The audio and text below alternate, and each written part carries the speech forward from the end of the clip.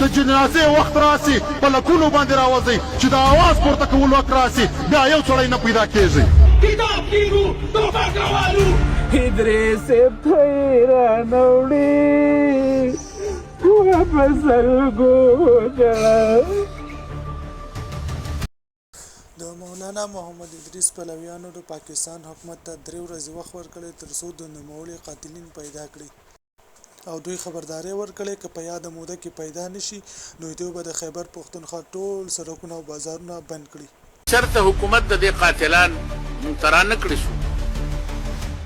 نو 3 ورځې پس د زموږ خپل الله عمل وي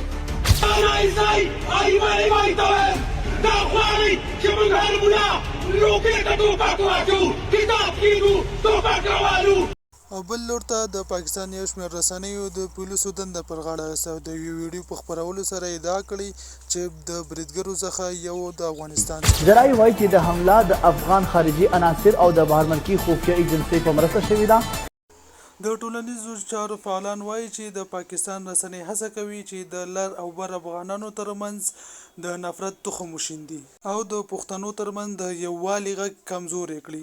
په همدې حال کې د خیبر پختونخوا پښتانه وایي چې د دوی په خاوره کې ناامني او د هدفي وژنو مسؤل پاکستان حکومت دی زما امن تباہ و برباد ده نن حکومتی نظام درهم برهم ده نن حکومتی قانون बेवसा था ये मुल्क अब एक ऐसा मुल्क बन गया है जहां किसी की जान महफूज नहीं किसी की इज्जत महफूज नहीं ता शहादतुन बा मंग रावेदार की او कना حکمرانانو باندې لعنت تا د دې په دغه فیصلو باندې لعنت تا ادریس صاحب والله کتراغي مز خاورې تخکته کړې وي چې تر څو پورې به تاسو نه وکړي موږ خو بې غیرت یو بلخو د افغانستان علماو هم د تسلیت پیغام پاکستان او نړۍ علما کرامو او خصوصا د جمعیت علماء اسلام ته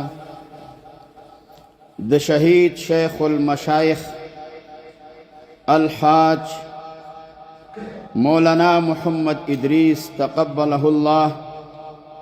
د شهادت تعزیت او د تسلیت وړاندې کوو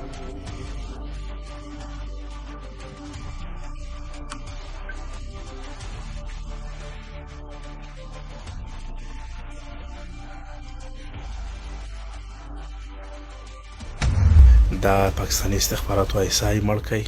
دا نامعلوم افراد سی دا ټول نامعلوم افراد دی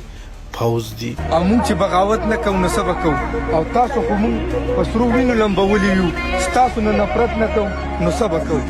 توند بې ګناه چا قتل کړی خفه نه شي خو سرکار باندې مې شک دی دوی موجودو بمونه خلکو راوړل د دې ښار په څوکیدار باندې مې شک دی